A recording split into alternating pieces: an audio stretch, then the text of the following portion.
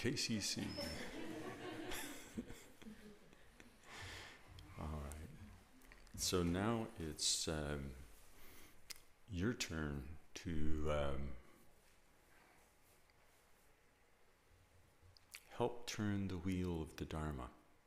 So what's on your mind? What kind of questions do you have? What's going on in your practice, in your life? Where's the edge of your practice? Where's the transformative piece in your practice?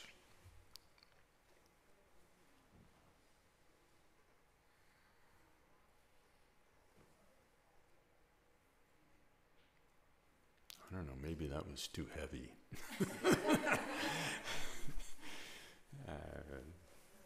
Any lightweight questions to start out?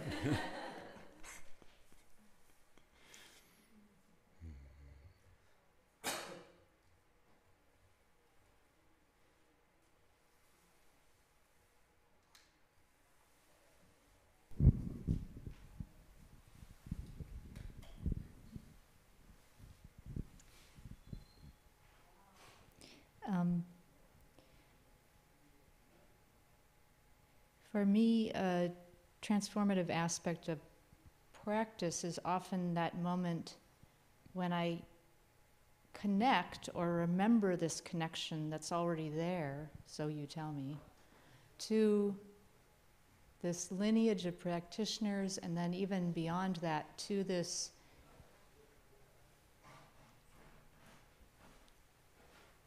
wisdom, compassion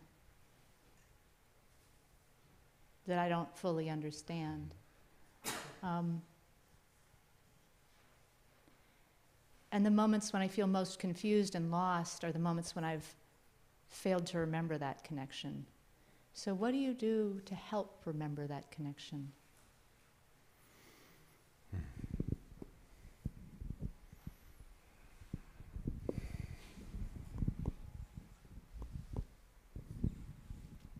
Michael's often said that that is just about, it's kind of a stretch, but it's almost 100% of practice is setting it up so that we will remember. So there's obviously something that you do that so that you remember it sometimes.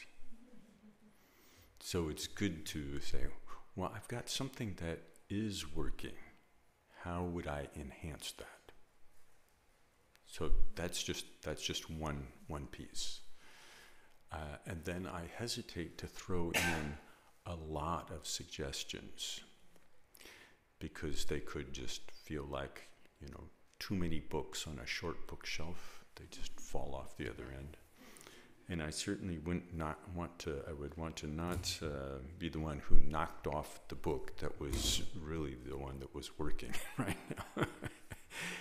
But there are various, memorizing various prayers is a good thing. Things that are very brief, or a stanza or a line or two out of a prayer.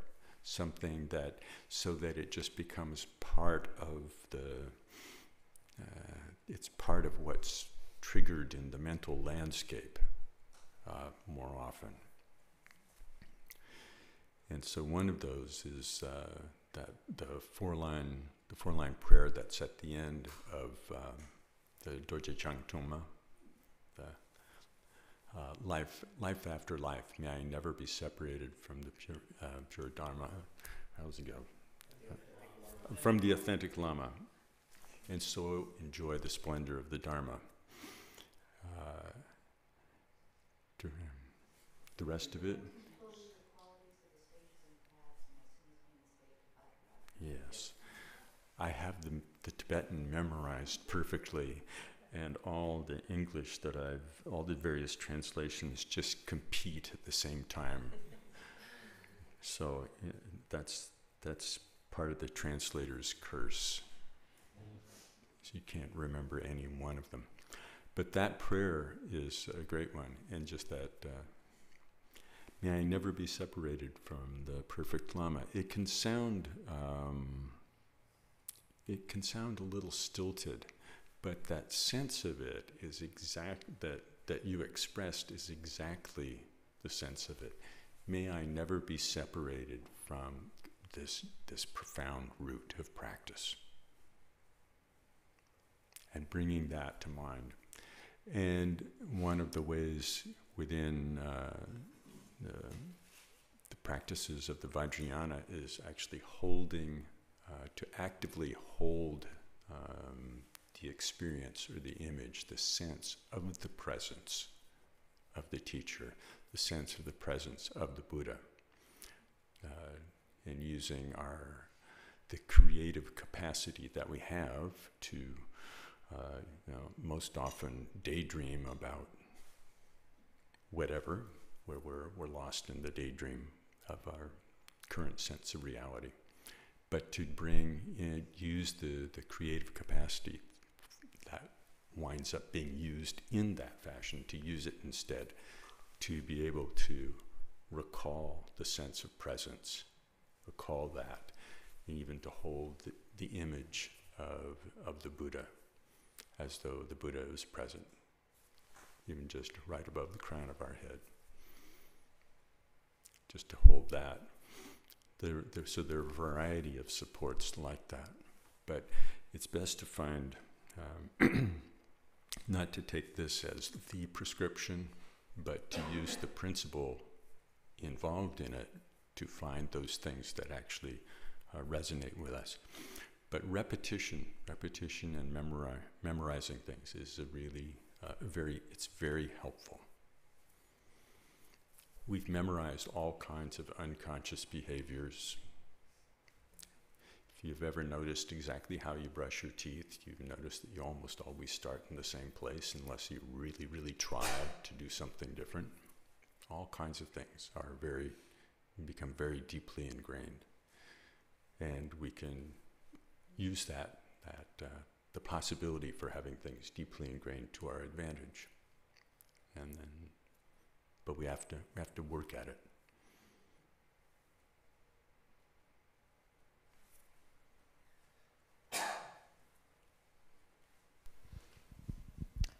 Well, not to be contradictory, but I was going to go more for the books on the bookshelf that might fall off the other end. Because I thought I heard you say, like,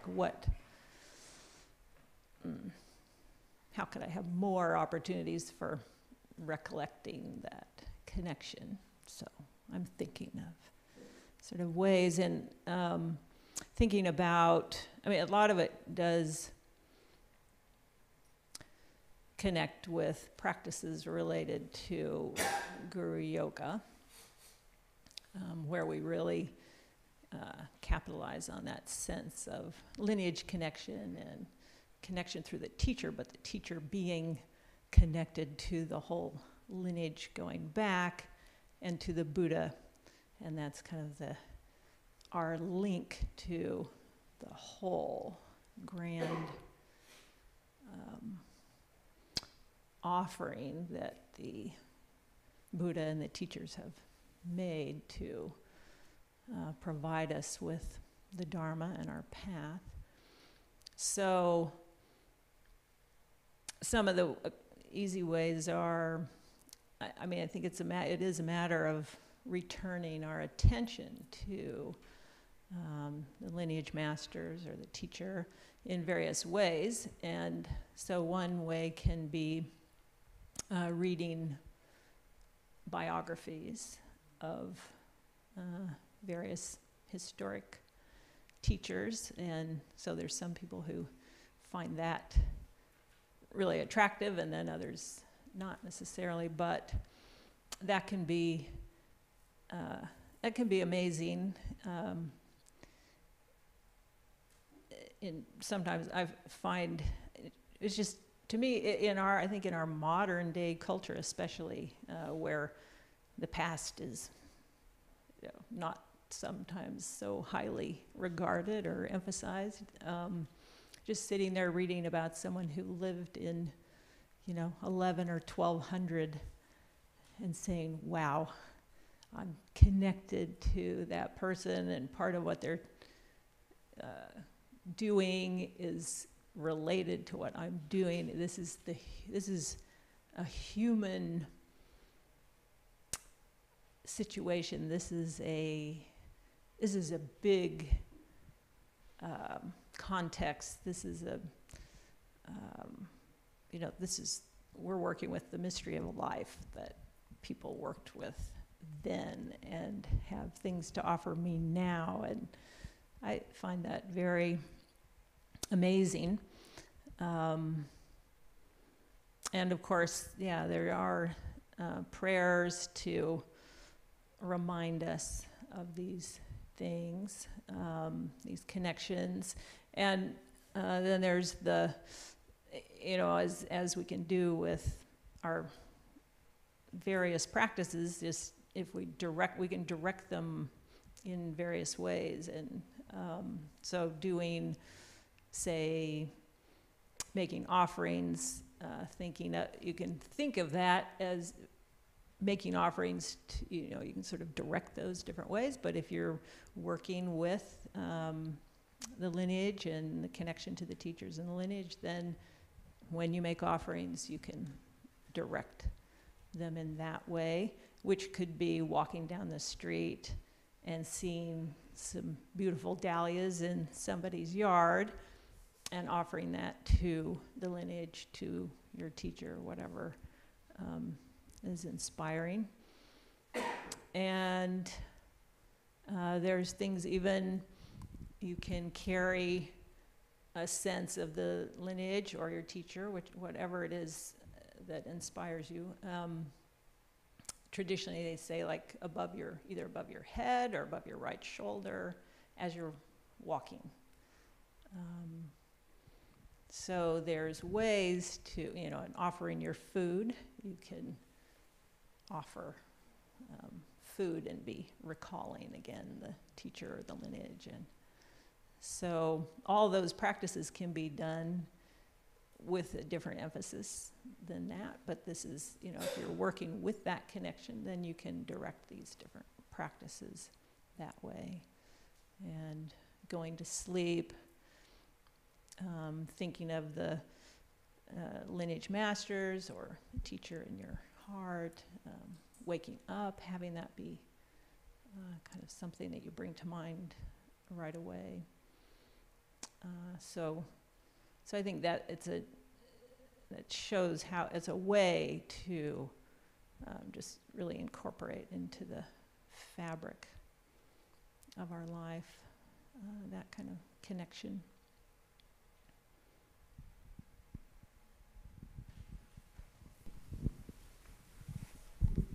I feel that I've benefited from that short lineage prayer that begins Great Vajradhara, Tilo Nara, Marpa Mila, and ends something like, I supplicate you, the Kagyu Lamas, I hold your lineage, which is a powerful thought.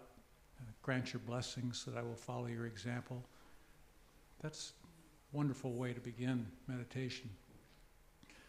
But I was going to mention that for me, the sort of transformative edge is the moment of getting up after dedication of merit. And what happens when I get up off the cushion? And is it, well, that's compartmentalized, that's done, now I can go have coffee? Or is it sort of perceiving the unceasing play of mind, in my life? How does that, what's my perception going forward from the cushion? That's always the tricky moment for me that kind of either makes or breaks the practice for me. Do you have any suggestions on how to get up from the cushion?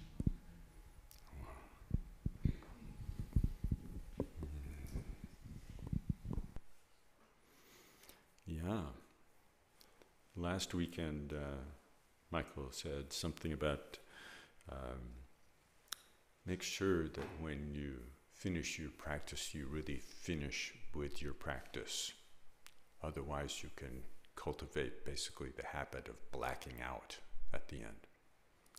And that's the piece. How do we actually cultivate the capacity for carrying something more continuously? And this is an area where it's graduated over time. It's not one thing all the way through. At the beginning, I think it's perhaps a bit unkind to ourselves to have the expectation that if we just were somehow morally upright and just tried a little bit harder, that there would be this kind of continuity from the kind of the controlled moment. You could say the laboratory experience where the bench has all been cleaned off and only the right ingredients are there to carry out the experiment, and then we go out in the rest of the world where it's not like that, and we still expect the experiment to carry on. So at that, to start out with, I think just creating reminders, implanting reminders so over and over again, that's a very important place to start. As our practice deepens, there is more potential to have a sense of kind of a continuity of mindfulness arise as we get up. And in that case,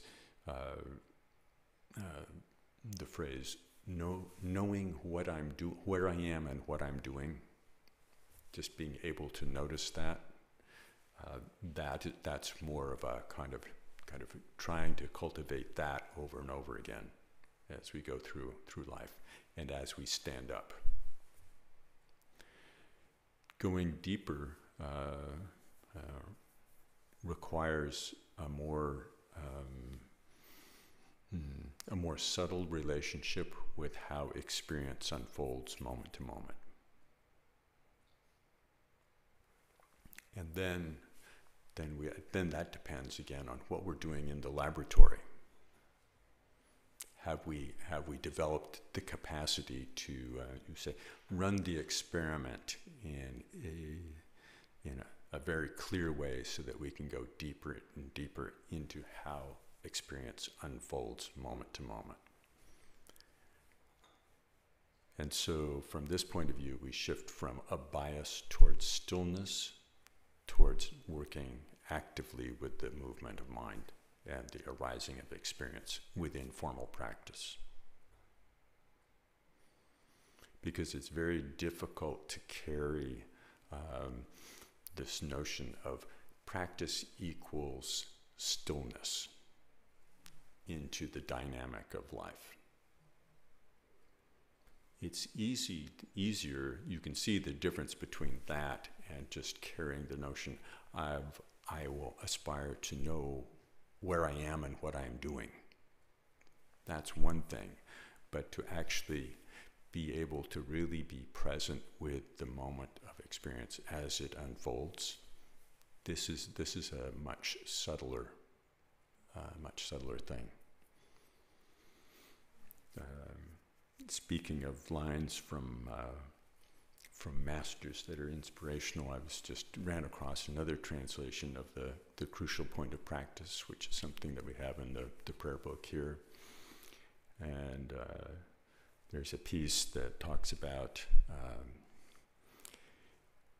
if we can become good at meditating, but if we do not begin to see how to liberate thought as it arises, when circumstances challenge us, then the rotten corpse of thought will rise again.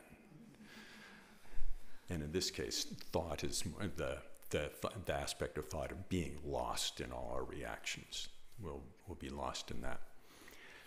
But if we are able to actually see the nature of thought, then no matter what the thought is that arises, there's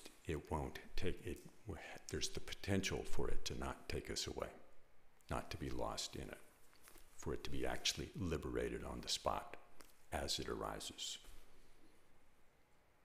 So you can see there's kind of there's a gradation there, and it's good to know where we are, both kind of generally speaking of what challenges we might kind of present to ourselves, but also more particularly, where am I at the moment?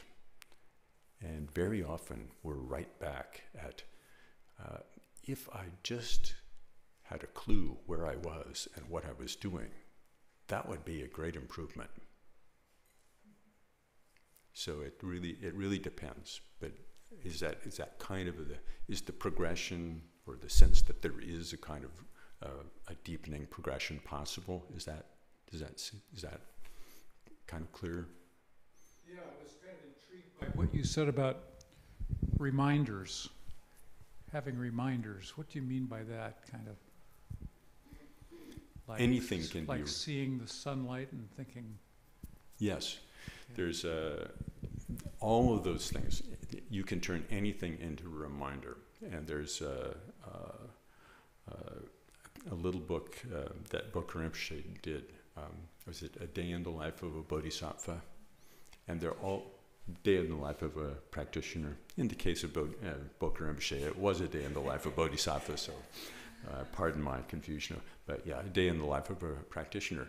And so he offers little things to memorize as I go upstairs, kind of carrying the aspiration, may I ascend to kind of higher levels of understanding. From going downstairs, may I go into the depths of difficult situations and liberate beings. Open the door. May I enter the Dharma. Just so you could take the principle, and then you can kind of find anything. I see the sun. It reminds me of the illumination of insight. So all those, so they're kind of, you can just kind of make anything into a reminder. It's good when we can actually make our kleshas, our confusion, and our mental poisons into reminders, so that they immediately remind us to invoke whatever is the appropriate piece of practice that we can actually work with. And that's an important piece, because we can hear all these stories about, well, in the crucial point of practice is, even if the kleshas arise, they cannot have any harmful effect because they're liberated on the spot. If we're actually able, our practice is at a point where that's possible, do it. If our practice is not at a point where that's possible, don't use that as kind of a fake paint to put over what is actually a kind of not really dealing with the situation. Better than to say, I identify my anger. I identify that I am at an unstable state of mind in the middle of a conversation that really I can just barely notice that it's not really going according to my aspirations. I'd better just step back. It's a very different move, but you have to see what's appropriate in the moment. Where is my practice? And have some kind of generosity and kind of simplicity and kindness about it. Simplicity is really good in these things. Not to overthink it. Not to over-criticize ourselves. So. If there were some sort of mental collar we could wear, maybe that would give us a little buzz when the kleshas go off, that would be nice. I was thinking one great reminder is what you just said. You are aware of, when you get up from meditation, you go on to something else. And that's a great moment that you could turn into one of these opportunities. And I was also thinking about that book that Bill mentions, and in there is a method for when you wake up in the morning. Part of the things that can be remembered is, may I, start this day or go through this day without harming others with my body, speech, and mind, and may I go through the day helping, being helpful to others with my body, speech, and mind. And I was thinking that would be that's an example of an excellent way to get up from our meditation. So now we've dedicated the merit of doing the practice, but now setting our motivation towards, like, make the words, make a little line that sings to you, that says, now can I, what can I do to benefit others? Like, some simple phrase that you then think of at the end of your meditation and when you're going to get up, that turns you towards the next thing after you've closed the formal meditation. And it could be something along the lines, may I recognize the nature of my thoughts, or whatever. But I was just thinking about there's the possibility of just remembering, putting our orientation towards others. That really can be a little opening and a little change, rather than, well, what would I like to do next? But how could I be helpful?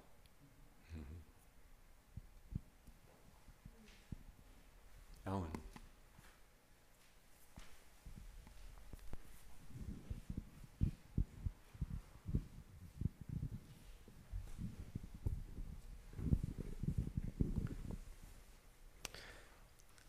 This discussion and talk of lineage brought up a funny experience, and then a way that brings in these reminders.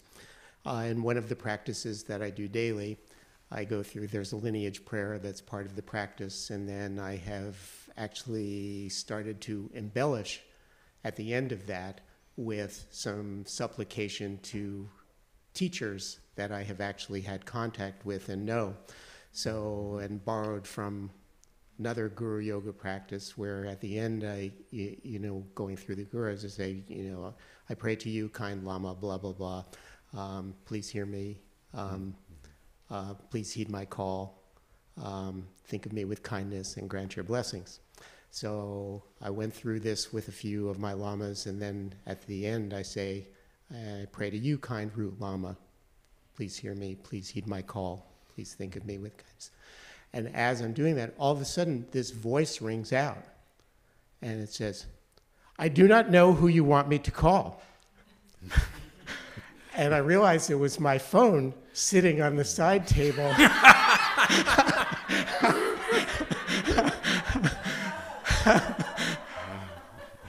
And I said the word call, but here I am supplicating my root Lama.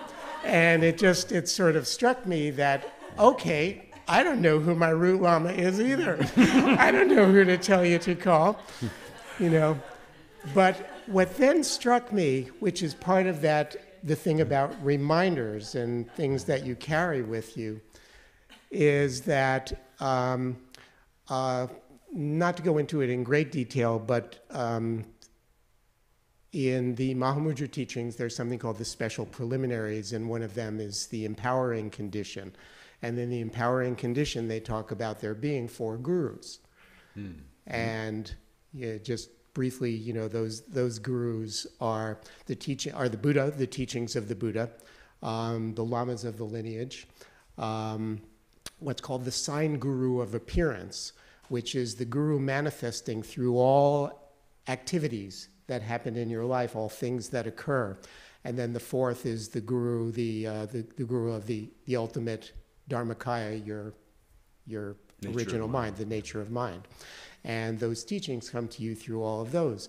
And it's actually that sign guru of appearance, which is what immediately jumped into mind when, okay, I'm getting an answer here, in a funny, playful sort of way that seems extraneous. But to carry that into daily life and to recognize that everything that's occurring to you is teaching you something. And what is that teacher? Where is it coming from? Sorry, I guess I lost sight of having a question. That's quite all right. Yeah. I'm surprised Siri didn't say, I'm sorry, Ruth Lama is not in your contact list. Yeah. We had another Siri experience in a teaching with Trungpa Rinpoche, where we'd all been told very, very firmly to turn off our telephones. And all of a sudden, in the midst of the teachings, which were going from Tibetan to Chinese to English, in the middle of the Chinese, Siri said, I'm sorry, I did not understand that. Embarrassing. Not our phone. It was a person several rows in front of us who was terribly embarrassed. But those things happen. But yes, the four gurus, those are with some trepidation about adding too many books to the bookshelf. That's another good one. There's a wonderful Vajra song by one of the masters of the Shangpa lineage, which is specifically a supplication to the guru of the nature of mind. It's very interesting. So, all of those things, and I think it's good to kind of go through these like we would practice scales, to have some familiarity with the range of the kind of practices and prayers that we could rely on, to have some kind of appreciation for the range of the practice. In this case, this is one of the reasons to kind of repeatedly go back over the ways that the Dharma is taught according to the three turnings, with renunciation being the kind of the key word for the first turning, and transformation, which is both the relative bodhicitta and insight dimension, and transformation in the second, and then recognition in the third turning. And when we're talking about the nature of mind as the guru, we're talking at that level. And this is a level of profound simplicity, which is often obscured by the number of pages in books and the length of time that teachers can go on talking. So it's good to recall that the profound simplicity piece is kind of a flavor that's someplace in the middle of it all. But to be able to kind of appreciate the range of practices and the range of views that possible to evoke over time. And then to have the humility to really say, this is actually what I'm working on. This is what I'm capable of in the moment. I think that's important.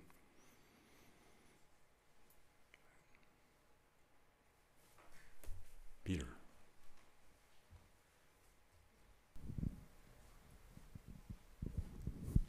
I recently finished reading the book on the Kagyu Masters, and one of the things that I wondered about is that most of them talk about going here, there, and doing a lot of teaching about meditation. And I'm sure that they didn't in each place say, what you need to do is follow your breath.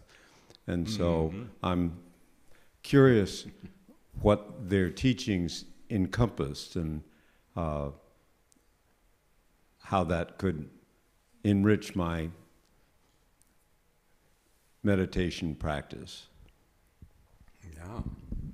No, their teachings didn't just encompass follow your breath, if you lose it, find it.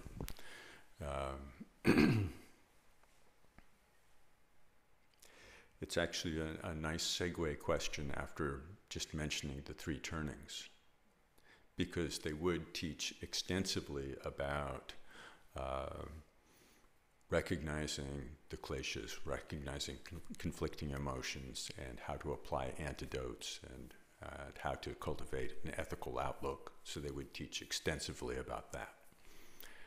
they would teach extensively about, and within that, from the point of view of meditation, the practices of learning to attend carefully and beginning to observe the variety of experience carefully. The 4 foundations of mindfulness in different guises would be taught. For the second turning, that one, one of the hallmark sort of sense of getting the flavor of that is like the Heart Sutra. Really beginning to teach about emptiness of phenomena, emptiness of appearances. And from this perspective, then the practical instructions for the meditation start to go into the instructions for insight practice. And then that's how to carefully observe all the phenomena that arise in mind and see the nature of that, and to see the nature of awareness. So, two examples of that kind of meditation instruction would be to look for the location of the still mind. Another one that would have to do with the moving mind would look to see where does a thought arise, where does it dwell, where does it disappear. And these are not intellectual questions. They're more designed to prod us to look at the kind of the panorama of experience, if you will, in a more careful way, to look for the things where we've made clear assumptions, sort of that don't bother me with the details. I've got my life to live. I've got my kleshas to attend to. I'm on my way. To really stop and say, but have you looked?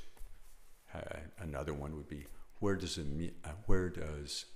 awareness and appearance of, say, a visual phenomena, where do they meet?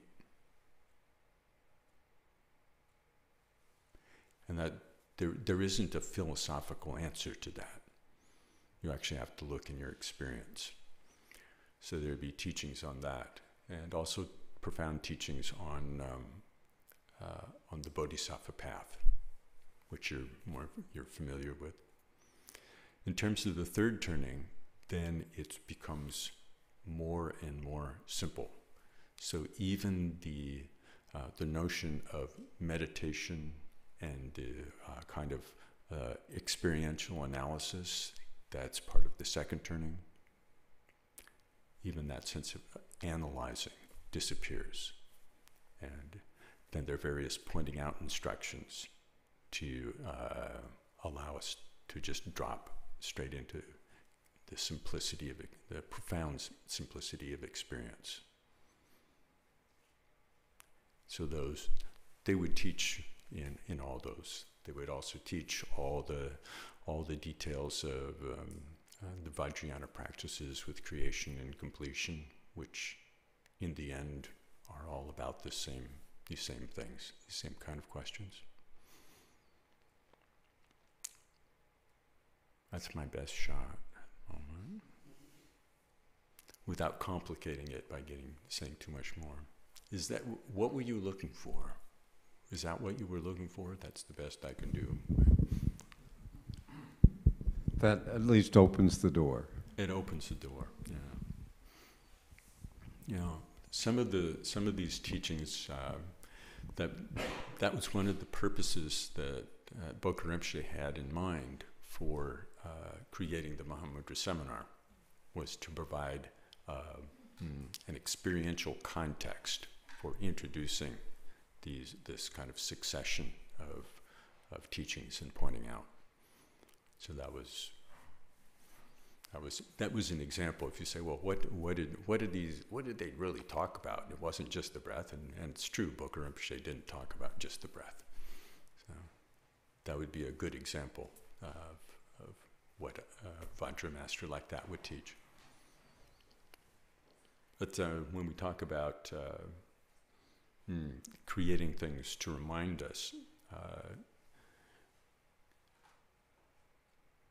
when you were originally bringing up, it's clear that you had some appreciation for kind of what it's like when you have some sense of that connection. And creating conditions where we can have some, kind of find that appreciation happens in many ways. Primarily, in a sustained way, it happens through our personal practice and keeping up with that. But there are all kinds of other pieces that create some support for that. And part of that is study, part of that is reading, listening to the Vajra songs, hearing those expressions. Part of it's also meeting teachers. So that's one of the reasons that Bokar Rinpoche also set up the Mahamudra Seminar series, was so that people would have a regular opportunity to have that kind of personal connection. And that's one of the reasons to consider going to India this January for the Mahamudra Seminar with Khenpo Rinpoche. It's possible there also in Bodh Gaya to have that kind of the direct experience of Buddhism didn't just sort of happen some vague, faraway place long ago, that this is the location. This is a descendant of the tree that the Buddha sat under. And there's something very, very remarkable about what's possible to see when you actually sit there, and it's not, as one friend of ours said, it's not all just about some dead Asians from long ago. That sense of it's far away, it's other people, it's somewhere else. So there are many possibilities.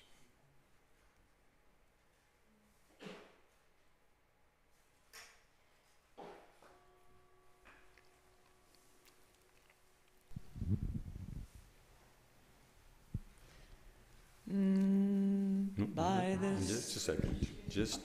Just to follow up on this notion of when we get up from our practice and the dedication. It's good when we have a session of practice or a time of discussion to have some sense of a plan. So what am I going to do as I get up from this practice session? What am I going to carry away from this discussion? What will I actually put into practice between now and when I sit down again in a formal session? So it's good to take, and also to go back to the bookshelf analogy, to pick at least one thing, to think of one thing that's possible to carry. So, pardon me. By this virtue may I quickly realize Mahamudra and establish all beings without exception in this state.